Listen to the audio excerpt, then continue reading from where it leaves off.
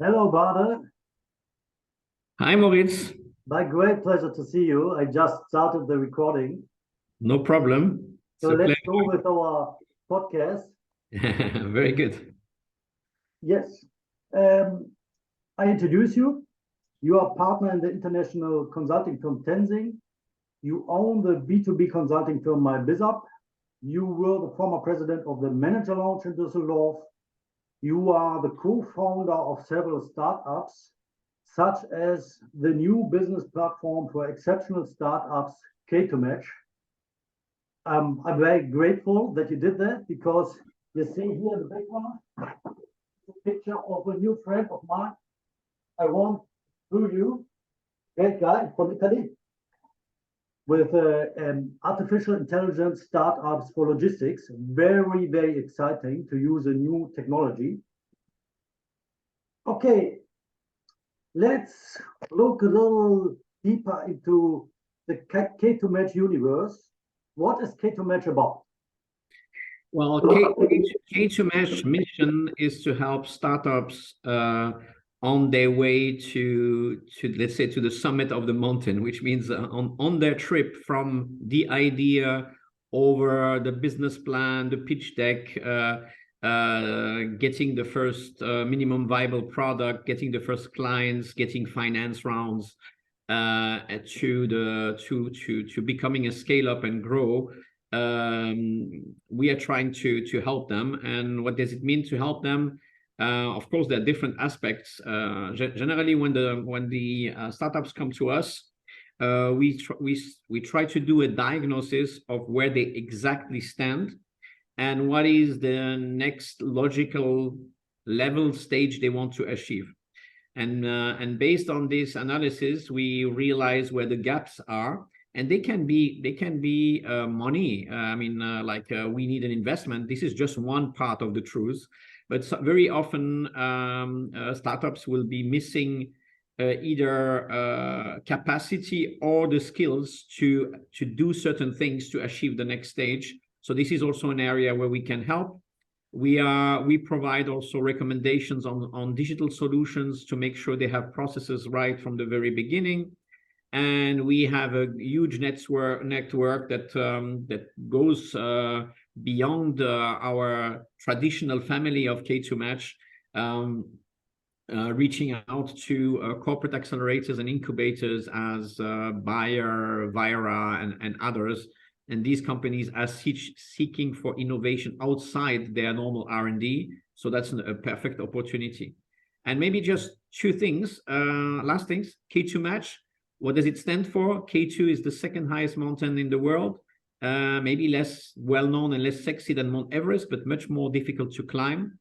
And match has to do with matching resources, methodologies, tools, and people to enable the startup, which is somewhere on its trip to the summit of this K2, to achieve always the next station. And we see us as Sherpas. And for the climbers, Sherpas are not only we always think they are the people who carry the luggage. That's not true. They're much more than that. They know the right path, the right moment, under what climate condition you should do the next stage. They know the equipment, and they've done it many times. They're much more experts than the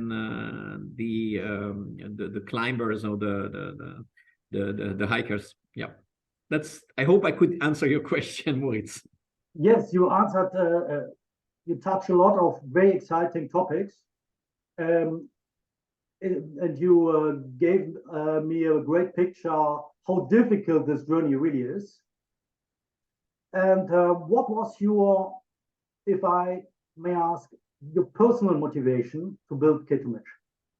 Well, first of all,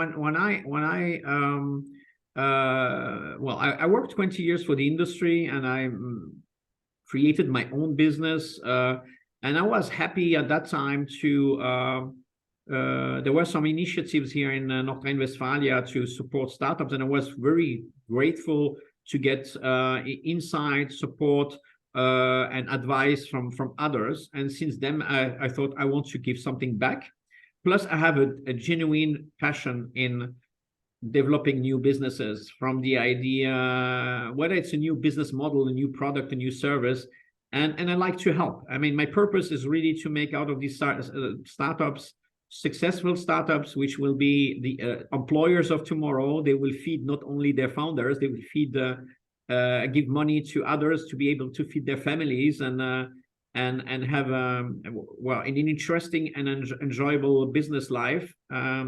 So I see this component. So basically, Alexandros Don, who is my partner, and myself, this is the motivator. We want to help these startups become a real firm and be successful. Yes. And that's why we grow this ecosystem to bring a basis for that. Yeah. Thank you. And how is K2Match different than other startup platforms? Well, first of all, I think it starts with the fact we rarely speak about our business model, because business model is more a resulting thing than the motivation. That's the first thing. Second is we've been asked, how do you want to scale? And Alex and I, we both say that's not the question. The question is, how can we put something together that has a certain quality?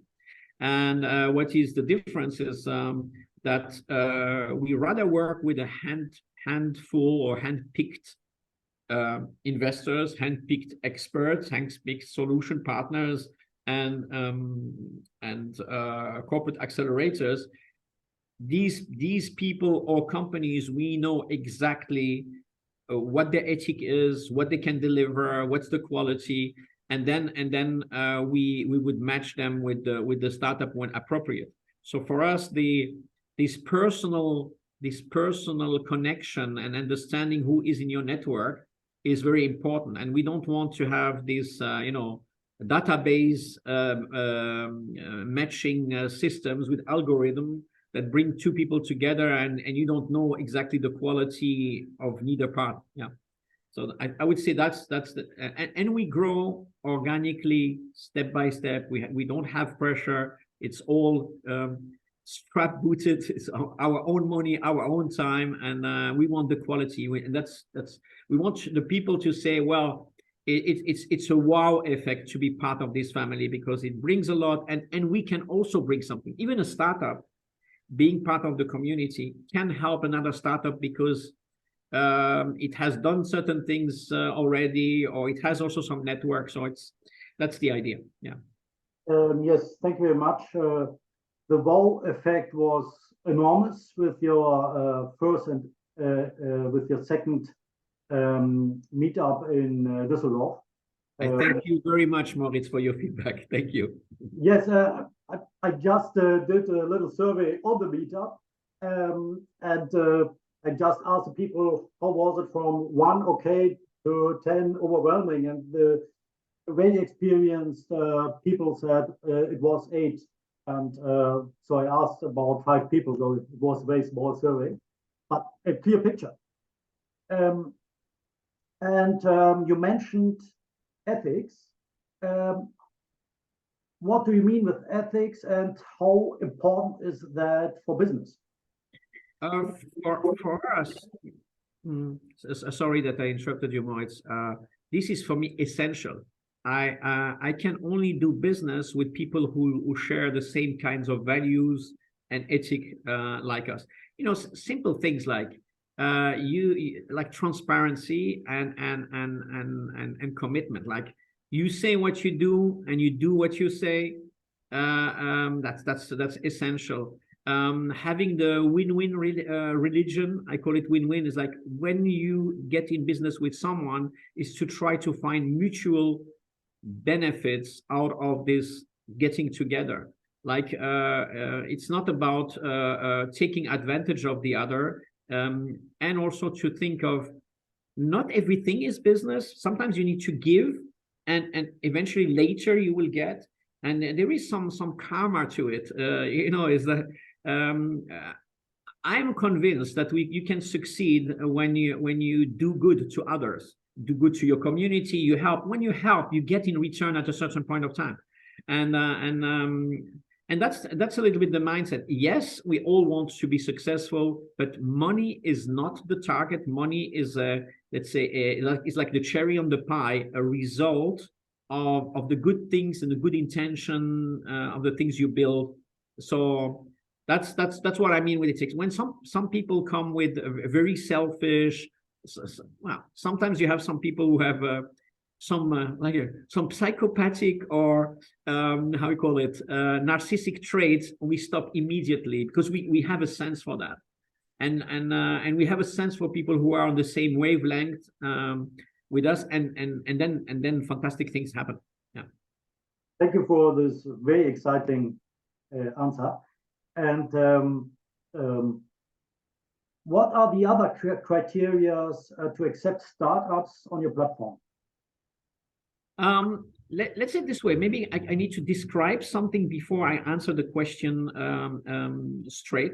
Well, ideally, when we go and reach out to startup or chase startups, we would like to have a startup that has at least a minimum viable product, like the version 1.0, and is trying to get first clients. This is ideal, but we don't reject people who come to us which are in a stage before. And just to describe this, meanwhile, we have built a digital deal flow for startup to apply. We are completely amazed. We see startups from everywhere, like Europe, Middle East, Africa, come and apply to our community, and they are guided through 3 gates and in phases where they have to answer questions, upload documents, fill in information. And what I'm saying is, at this stage, we're not even looking at how far they are. It's because of the process of filling in, they realize where they are and where they're still blank. So it's not like we're not rejecting, but they can only progress till the end when they can answer certain questions. And these questions you only can answer when you have done a solid business plan, when the things are getting real. And if these startups ask for support, like they're not as far as the ideal startups, but they want to go there, we can provide workshops. We have good material to help them write business plans, pitch decks, and we have an expert network that can help them even in that phase to be ready for and be interesting for investors. It's not only answer questions, but also in their maturity to be ready. So great, I see. Proactive, minimum viable product. Reactive, we take on who comes, but the process itself shows them what they still need to do. Yeah. Yes, and I see that it has a high value for young startups to make such an application because they learn a lot doing that. Absolutely. I mean, the idea of this deal flow, it has several layers. Well, the first one is it forces a startup to sit down and answer questions, and they will see questions that they didn't even think they will get from an investor at a certain point of time. So it helps you be ready for discussions with people who will lend you money, invest, but also for people who want to be a co-founder. You need to answer these questions. So, and while you do this, yes, it's educational. You learn about the question, you learn on how you try to answer them. You can get support on how to answer them if you don't know how. And then you mature during this process, at least with regards to talking to others about your business and having, let's say, 95% of the questions answered. But more than that, you have everything in one place then. So when you're applying for either trying to hire people or you want to apply for money, like investors, you elevate. You're not anymore this little guy asking the big guy. You can say here, we're interested to talk to you. Here is one link. Have a look at what we're doing and let's have a chat. it's a different situation, and you Yes. feel much more solid. Plus, for the investor, it's very valuable because their time is money. With this process, we curate startups. That means we make sure that they are investor ready, or even co-founder ready, or even hiring interesting people ready, because this is all the same thing. Like, who are they? How valuable is that thing? Yeah. Yes. And as an investor, how do you help me to evaluate very easy those startups? That's an excellent question. So we have a progressive model on how to work together. So from the service point of view, I mean, imagine you're an investor with a family office, business angel, venture capital, and we get in touch, whether we met per accident, or I reached out to you, or you found us and you want to talk to us. What we try to understand is, what are your investments up to now? What is your typical type of startup you're looking for? Like the industry, the ticket size, what are criteria where you say, yes, for example, some people say, I don't invest before Series A. Others say, yes, I invest in a pre-seed or seed, but I don't go higher than 500,000 K as a ticket. So we try to understand exactly what you're looking for. And when we understand this, there are two ways. Well, the first easy way, because we don't know each other yet, we'll say, okay, let us go back to our deal flow. And meanwhile, we have over 300 startups, and find startups that fit your criteria, let's say at least 80%. And say, hey, we take an example and say, here is one. What do you think? Is that something interesting for you? Mm-hmm.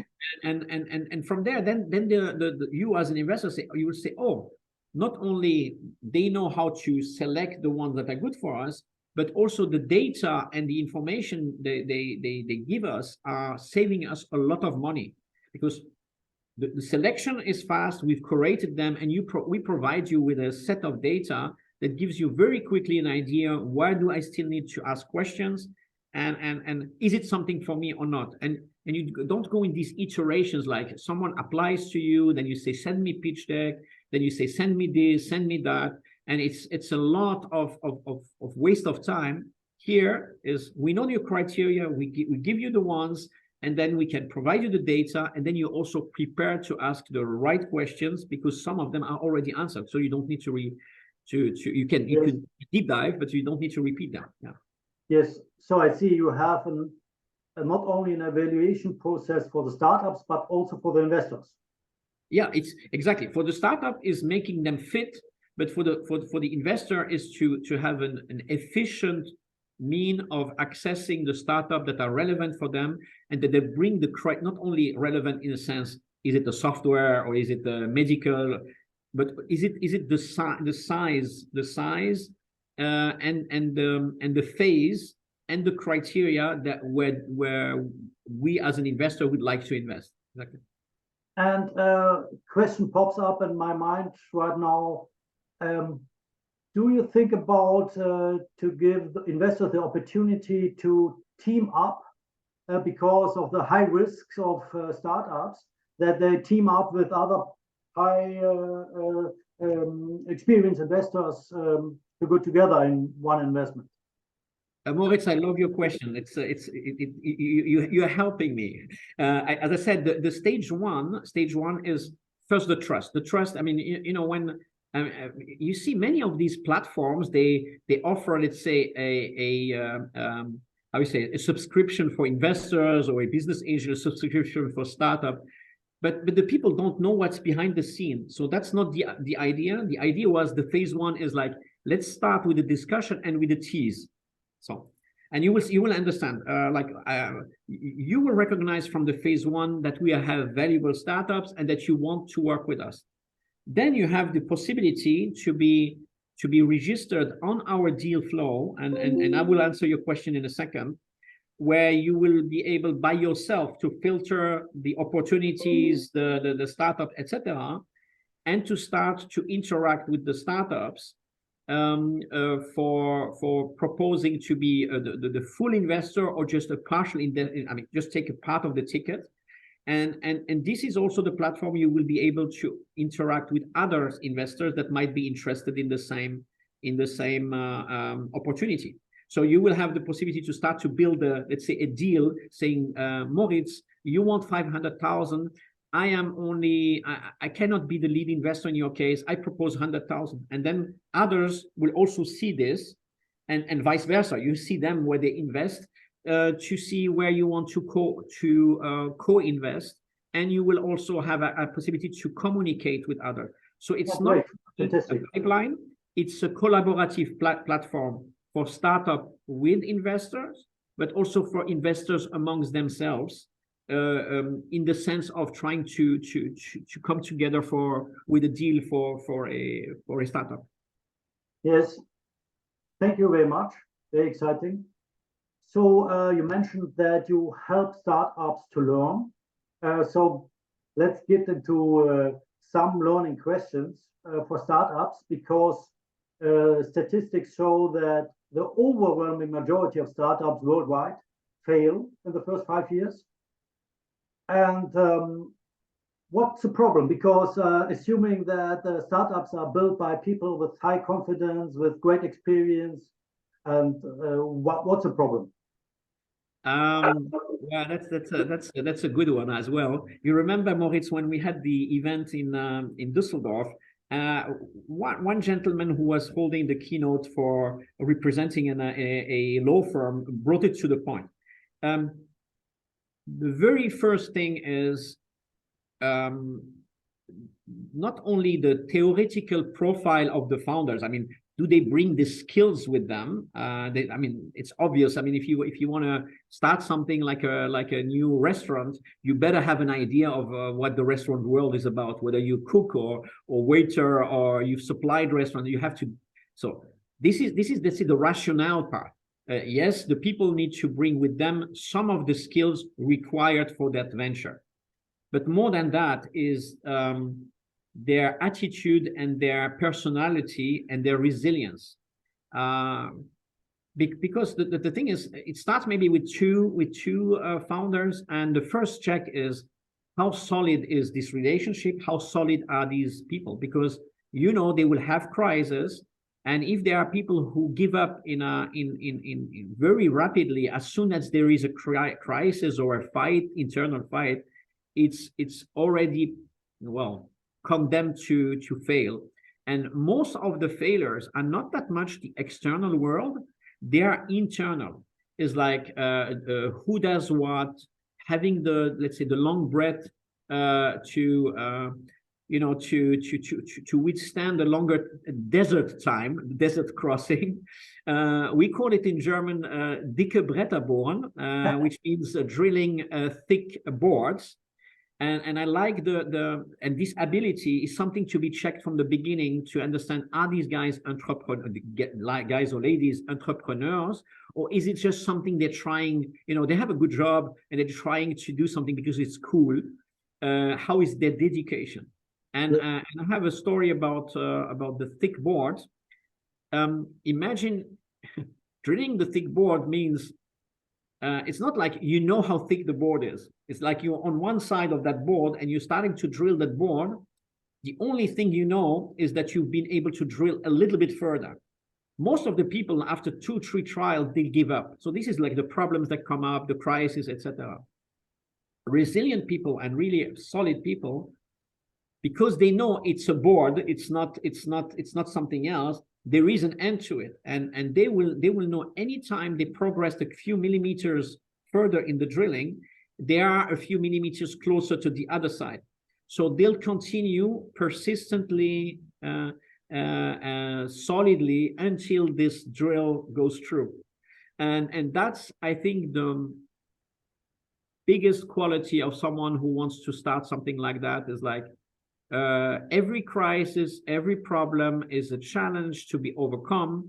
It costs energy, bad nights, desert time without money. But if you're not ready for that, don't do it. And I think most of the failures is this. Part of the failure is no methodology on, not understanding how to go from an idea to a something that you can monetize, and when you don't understand the, let's say, the reason why for your product. I mean, like, what theoretically you shouldn't develop a medicine before having a disease. But I'll keep this subject apart. You need to have a pain somewhere with a population, let's say, it could be companies, which is relevant enough, which is not addressed well enough today, and that needs to be sorted so that your product that solves it has a chance. And again, it's not because it solves a problem that it will be successful. It has to be a problem where there is a real need to remove that problem. Otherwise, there are consequences for this type of population or clients. If they don't solve it, they have a problem. I mean, they have a deep consequence. And when you have a product that solves a problem that needs to be removed, otherwise there are drastic consequences, and you solve it in a different way, either cheaper, faster, better, easier, then you have a chance with your product. But these are the questions you have to ask for yourself from the beginning, and then you start to put the numbers. How many are these, etc. But still, 50% is the team, how solid the personalities, the team is, and 50% is a lack of being able to build a business plan that makes sense and that is promising. Yeah. Yes, there are a lot of interesting questions, and you mentioned in the past to me as well another factor. You said that it is important to think in the beginning about how to structure a bigger team, even if it is out of sight in the moment. Why is that important? I think when I'll back up a little bit. Well, first of all, founders are in love with their idea and in love with their product, which is nice, which is good. But you will need to have other people fall in love with the idea as well, to be either members of the team, like come to your company, or put money into it. And in the story where you're trying to build a pitch deck, where you want to tell the investor, for example, or even a collaborator to come, this is the story where we're going. Well, you need to touch two things. You need to touch the heart of the listener and the wallet, the hard facts, the money, and both things need to work. I mean, it's good to have the nice story, but you need also to have the show. Very often you see in a pitch deck a nice hockey stick curve, but it's not the hockey stick curve which is important. Is on which basis, how are you going to achieve it, and what is the organization and process to do so. So yes, you start with 2, but if you're planning to get, for example, 3 million euro in year 3, it's not only about, okay, what is the product, unit price, how many will you sell, to whom, to which market, what marketing, but what organization on your side is going to do that? How many people, which roles will they have? So this is to say, to put also the credibility on your journey, you need to also show how is your organization going to grow, not only in the sense of how much this is going to cost, but in terms of skills and capabilities to be able to cope with that growth, or well, to create it and to cope with it. Yes. So, and this is, for example, a skill that most of the startups, even SMEs, they don't have organizational design to project, to say, if in business plan year 3 I start with 100,000 this year and I'm at 3 million, what does it mean from an organizational point of view? Yes, very exciting. And then processes, first people. Yes. Startups have to get a lot of things right. They have to build a team, a fantastic quality product, deep understanding of marketing, or the meaning of their clients, control their finances, and how important are sales compared to the other tasks? Well, you know, I have a saying that that goes sometimes on the nerves of my partner. And my partner and I, we are very complementary as a person and also as function. And I always say, because my partner is very creative, I always come up with a sentence. I know he doesn't like it, but it's so true also for startups, not only for what we do to continue to grow. Is there is no successful idea. There are only successful implementations. And successful implementation means you can have the best product. It's not going to go and knock on doors and dance the belly, to do the belly dance at customers. You need to have, I mean, the most important thing, once the product is there, it does solve certain problems or have a reason for being in the market.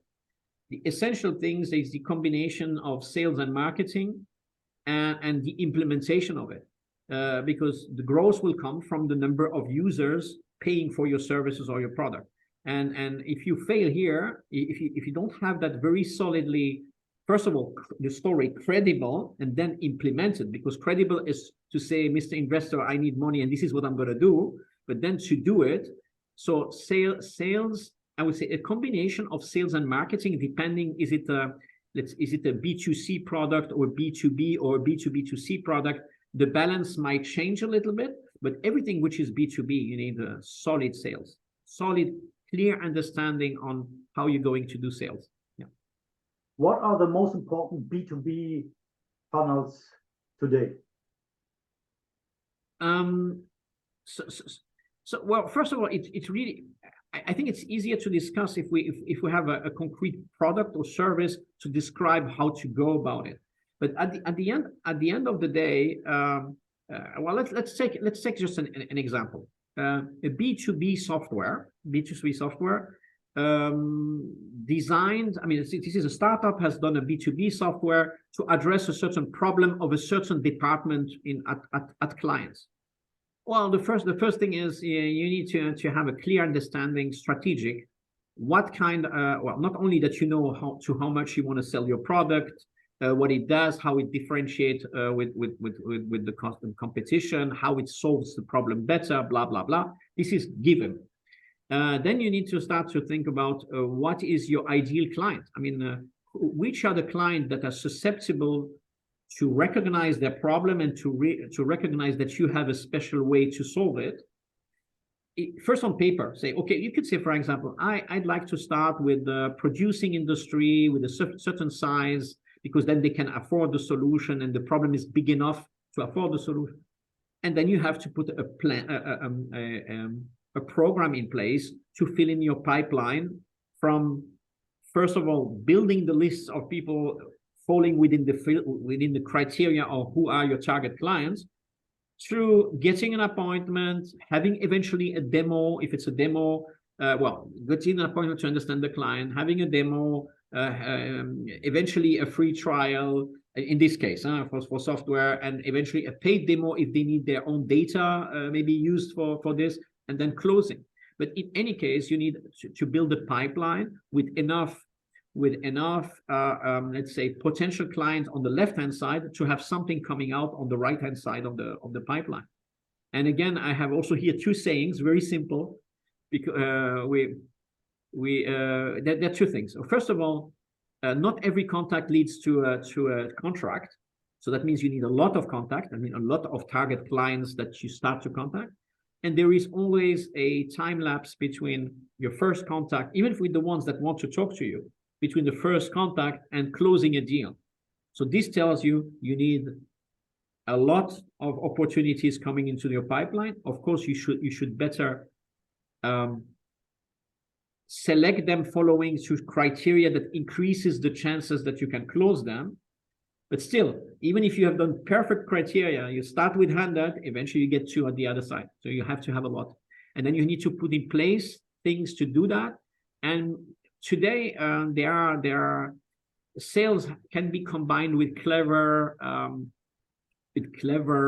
digital marketing to help you fill in these pipelines. And depending on the business, you have different ways to do it. Let's say different lakes to go and fish. could be LinkedIn, it can be Instagram for certain businesses, it can be Facebook, it can be Xing. But then you need to have a strategy to go and fish. But still, the act of communicating, convincing, highlighting the benefit, having the client accept it, negotiating and closing is still going to be a human being act, because these solutions are still are specialties. I'm not talking of buying a pen like this one. Well, this is just a transactional sale. You go exactly. You can go in a catalog and pick one. You go in a catalog and pick one. I'm talking about complex things to sell. Yeah. For complex B2B sales, how effective is LinkedIn? I think, well, LinkedIn for me is the ocean. Let's say it's an ocean. If you are trying to find companies and certain roles that play an essential role in the decision of buying your product or service, like you can say, for example, I have a solution for the procurement department. Then you will start to think of which role is the user, which is going to be the specifier, who is going to decide what role does the buyer have, etc. You can use these environment as the let's say the big fishing ocean, and then you start to create fishing ponds, because you have to be, again, not trying just to go to the ocean and hope to fish something, but rather define these are the industries, these are the sizes, these are the roles, and then you can define also what are the dialogue journey I want to have with them, from contacting them, giving them a little bit of break, recontacting them, not selling immediately, and I call it heating up the opportunity, but still in that dialogue you shouldn't sell, you should give, you should be interesting, and at a certain point of time you make the appointment, and during the making the appointment, that's where the sales process starts. And so contact is a market accepted lead. Someone who starts to interact is a marketing qualified lead, but a sales accepted lead is from the moment the person really accepts to talk to you. But yes, LinkedIn, I use it myself as a partner for Tenzing, with a solid dialogue marketing campaign, of course, combined then with getting the people into the room and then going to the next steps. Yeah. Yes.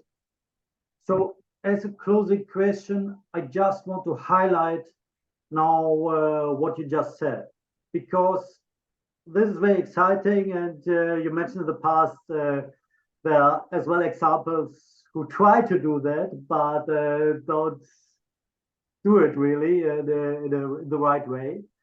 And as a people, you sent me an example where people push very hard without knowing someone. And please lead me again through an ideal journey from first contact on LinkedIn to ideally a contract. Yep. So let me describe what I've put in place, for example, as a partner of Tenzing, and I think this is the best way to visualize it. Tenzing is a consulting firm, actually a network of experts with three specialties. One is sourcing and procurement, one is supply chain, and one is operations. What are we seeking? We're trying to obtain solve problems of bigger producing clients, to get consulting project at bigger clients. So the very first thing I had to do is to have a clear idea what are the company size, the industries, but also the functions I would like to address, which are relevant in the discussion, to be able to listen to what I'm going to tell them and have an interest to do so. So the first phase one, and I've done it together with an agency. The agency was more there for the automation of it, but the content and the very initial thought is a perfect definition who is your target client. So, and that you can do with Sales Navigator, which is one tool of LinkedIn, and with LinkedIn, but you will need some automation. Otherwise, you need to do it by hand. You can still do it by hand if you're just a one-man shop wanting to do. You can do the same thing and describing manually, but when you do it in a big style for bigger client, you need to do it somehow automated. So I had a clear idea which are the industries and the client type, which are the functions I'd like to address, which level. For example, in this case, it's only CPO, Chief Procurement Officer, COO, etc., C-level. And then I had to define also which regions I want to tackle. I wanted to tackle the DACH region. That means language is German, very important in this case. And the rest was Benelux and Nordics, UK, English is fine. So in this case, we've defined actually 6 dialogue journeys, which is always the combination one language and one of the 3 specialties. For example, procurement English, procurement German, this is one, second one, etc. And then with the tool, you can filtrate and identify exactly within these six, in my case, was 6, the right people. But still, this is the beginning of the journey. And then what you do, the first thing is you just contact the person and want the person to be part of your network. You're not selling anything. That's so essential. So many people contact me every day, and in the same email or contact, they're already trying to sell you something. This is awful. That doesn't work. Important also is to give some breaks. For example, I contact you, you accept my contact. I thank you for joining my network. And I hope for some good, let's say, communication, but that's it. And I'll give you a break. Later on, I will, knowing exactly your function, I know what are basically, I know your industry, I know your function. I know also the typical topics that are interesting for you. And if I'm clever enough, I have prepared links and landing pages depending on these 6 profiles I've defined. Let's say the head of purchasing, the head of supply chain, the head of operation, and in 2 languages. So what we've been doing is giving goodies, not asking for anything, like either informing about a conference, giving an access to a white paper. And this, not only like, here is a message, click on the link, you will see some my goodie. No. They land, the guys, when they click on, the guys or ladies, when they click on the link, they see a bespoke landing page where they see me, they see themselves first. Welcome, Mr. Moritz, Mr. Posa, and then they see what something about us, but what I have put for you. The white paper you can download. You have also a Calendly where they can eventually themselves book an appointment with you. Some videos, some relevant things which are absolutely relevant just to them, for their function, not the stuff which is not interesting. And while the dialogue continues, you add stuff, and then you will be able to track: have they been on the website? What did they open? Did they share this landing page with others? And you will recognize when is the moment where you will want to try to set up an appointment if they haven't done it by themselves already, to say, well, basically we are in contact since 6 months. I've seen that you've shown interest for this and this topic. I'd love to have an appointment with you to talk about this. This feels completely different if I ask you for this 3 months later, once I've given you things. I've never tried to sell you something. You have the feeling you know me a little bit. And I can tell you also the quality of the calls you get are totally different than from a cold call. So I have outsourced I've defined the journey with the agency, but I have outsourced the whole automation of the messages and the creation of the landing page. And they don't need to be landing pages; they can be linked. And they set up the appointment. But I can tell you, the people who come to the appointment very differently than the ones you get from cold calls that don't know you, don't know why. They come in a call and basically, okay, I've accepted the call, but what's going on? These guys and ladies, they know why they are in the call. So, and it's still up to you not to be a too hard seller. It's an explorative call, is to briefly pitch your company, the rest of the time understand their function, their role, their challenges. And eventually, if you have a lucky punch, there is an opportunity immediately. But eventually, it's going to be after the second or the third call that you will see an opportunity where you can help with your product.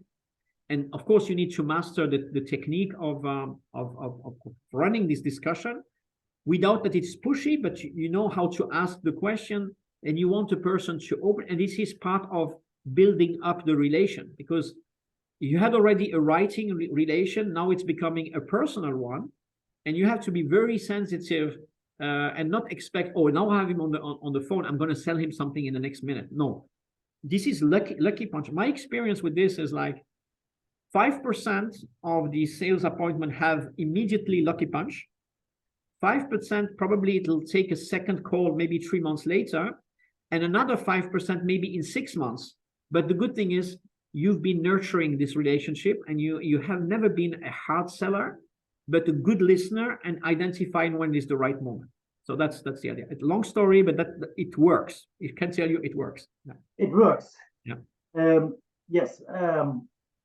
Thank you very much for this very deep insight and all the insights. The beginning, the way you defined ethics, that was very exciting for me. And now how you explained in so much detail your mastership in this very professional procedure. I thank you very much. Thank you for this very long interview. It's now more than 45 minutes. And I hope to continue that soon. It felt like a second for me. And hope to thank you for having me. Thank you for inviting me and giving me the opportunity. Yes, you're welcome. My great pleasure. I hope to continue that very soon. Great stuff. Have a wonderful day, my friend. Have a wonderful day. Thank you. Thank you. Thank you.